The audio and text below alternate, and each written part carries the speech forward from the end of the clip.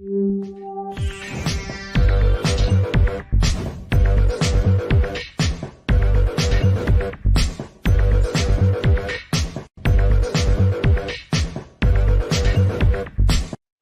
everybody, welcome to the show. You know where you are, the 9 at 9 with me, Tigo. And you know that today is a VIP day and it's the third Wednesday of the month. So that means my buddy Josh, who's traveling across country on his bike, motorcycle, not pedal, on his bike, is going to be here. We're going to talk today. And today, we're going to talk about where do you see opportunity and where do you draw the line? Now, what is Tigo talking about now? You're going to have to sit right there. We'll be right back. Expert Talk is sponsored by Pod Nation TV, the podcast to broadcast network.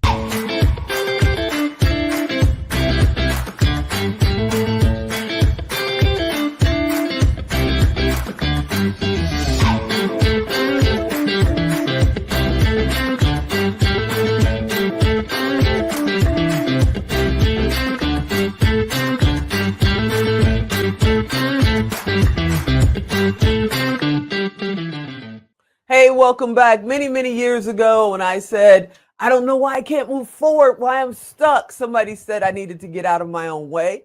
And they asked me where I saw opportunity. And I went, what are you talking about? And they said, when you talk about the letters Nowhere, where do you draw the line? Opportunity is now here. Opportunity is nowhere. And usually where you draw the line is where you let the fear stop you in your mind. Blew me away. It's changed my life. And I've been running that way ever since. So today we're going to talk about getting out of your own way with my buddy, Josh Koerpel. What's happening, Josh? Oh, yeah. What's going on, Tigo? Yeah. What's happening, brother? Okay. Recap. You're out there on the road. I heard something about a clutch brake. What? Are you okay? I was in the middle of nowhere, Texas. The clutch just started slipping, meaning like the clutch discs were all worn down, and I ended up having to limp my way into this tiny little hole-in-the-wall motorcycle repair shop where they let me work on the bike for 2 days. He actually was nice enough to let me sleep on the floor of the repair shop for both of those nights because I didn't have anywhere else to go. And I got everything fixed, ripped the bike apart, put it all back together, got super dirty and greasy, and now it's running smooth again. And that didn't stop you. Now, this is a great opportunity to talk about fear because, you know, especially in 2022, we've got mass shootings going on. We've got, you know, what looks like a recession coming. It's a little bit crazy. Some people would have left that bike. I might be one of them, some people, and gotten on a Greyhound and headed back to Florida. But you managed to not only get it repaired, but find someone in America, you know, that still believes in the neighborhood approach and the neighbor, and they let you sleep on the floor. Were you scared to ask? Were you afraid being out there? What happened? No, I mean, I guess for some context with all of this, like to put it in perspective, you put yourself in these situations where you have no choice but to do it. Like, that has made all of the difference. So like in this particular instance with this breakdown, there's no Geico roadside assistance that can just like help you tow the bike to the nearest BMW place. Yeah, exactly. Like you are straight up on your own. And that's what working on tall ships taught me, is that self-reliance and that confidence to figure out a problem. And so anyway, that's exactly what I did. Of course, everybody feels that fear, but I don't necessarily think that that's a bad thing. It means that you care, and it means that it's going to motivate you to figure out what the problem is and take some kind of action to solve it. And that's exactly what happened with the whole clutch thing. You know, a lot of people started little hobby projects that made them some extra money on the side during COVID. You know, they were either stuck at home or they were laid off or, you know, whatever happened. And they started this and they got very good at it. And they want to start a business. They're like, oh, my goodness, I just want to do this for the rest of my life. I love it. I want to start this business, but they're terrified.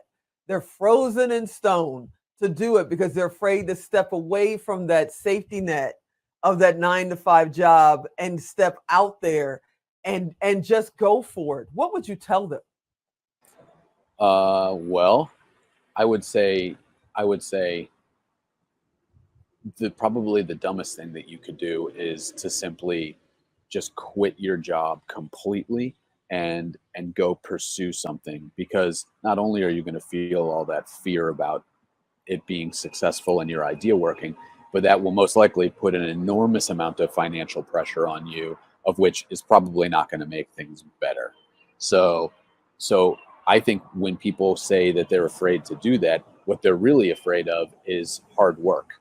I mean, and I Mm. say that in the most loving way possible, but to be honest, like, people are weak in my opinion, and if you're not willing to work whatever your idea is, let's say that you want to turn it into a full-fledged business, but if you're not willing to work 3 hours before your 9 to 5 job and 3 hours afterwards, and who knows, maybe you can't because you have a family, you've got kids and other responsibilities, so maybe it's not a full 3 hours, but it is something before and after work, Mhm. to get yourself in a position where you can start making incremental progress towards a goal. If you're not willing to do that, then you should just stop right now. But if that's a possibility for you, that's where you should start. And that takes a lot of the fear away from the whole endeavor. And then once you start to get some momentum, that fear will melt away. The action of doing it dissolves that fear. But most people never get to the action step. They just think themselves out of a good idea. So Mhm. so that's what I would say is, like, take some incremental, small little action steps. So what about going against the grain? I'm sure you get a little bit of pressure, or is everybody just used to Josh is going to do what Josh is going to do? My way, Frank Sinatra, Yeah. baby.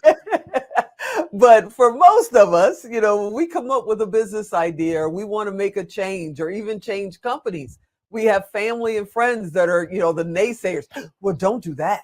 Les Brown talks about his family always told him he had a good job at Sears. Don't go do that. What's Yeah. wrong with you? You can't be out there. How do you face your own fear and then also deal with, all the people that should be supporting you and having your back? They're the biggest line to get past because they're telling you not to even try. Yeah, it's a really important point. Um and I don't know how else to say it other than, um as you go through your life and you start to overcome these challenges, and you start to see that most people, if not all of them, they are just as clueless as you are. They are all guessing just like you are. and Uh-huh. and so I've made it a principle in my life now, that I never take real life advice from someone that hasn't tried or already done the thing that I'm trying to do. So of course I'll, welcome people's opinions about it and stuff, but I don't give that any weight really whatsoever. The people that have actually done the trip, they've actually, like, put the miles on the bike. They've gone and lived in another country. They've put the business together, whatever it ends up being. Those are the people that I really listen to, and I try to actively filter out everyone else. Has there ever been any time where you've literally stopped in your own tracks and said, even I'm not going to go out there and do that? That's even bigger than me. Well, yeah, I mean, yeah, of course. Like from like a traveling perspective, I've done Yeah. some pretty stupid stuff, I have to say. And the only reason that I did it was because I really didn't know what it entailed. I was kind of like an ignorance is bliss sort of thing. So I wasn't necessarily afraid. I just said to myself, hey, you know what? We'll just, like, take it and solve problems as they arise. But what I do think that is a very real consequence of the internet now is that Uh-huh. people can get too much information Oh, yeah. about a thing, and they could use that information to literally dissuade themselves from doing it in the first place.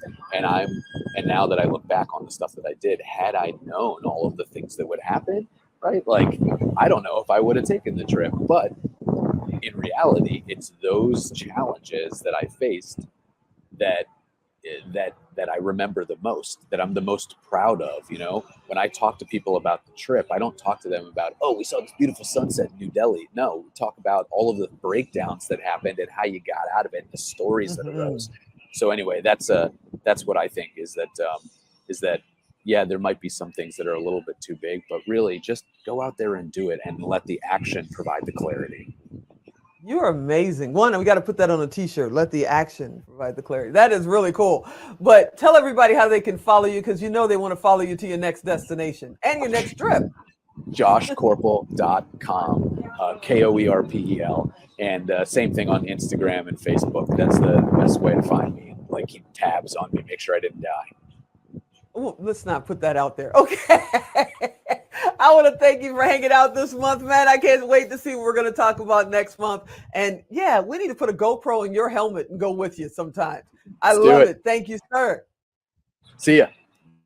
You are the best. All right, everybody. I hope you enjoyed that episode. I hope you come back next time. And yeah, where do you draw the line? NOWHERE.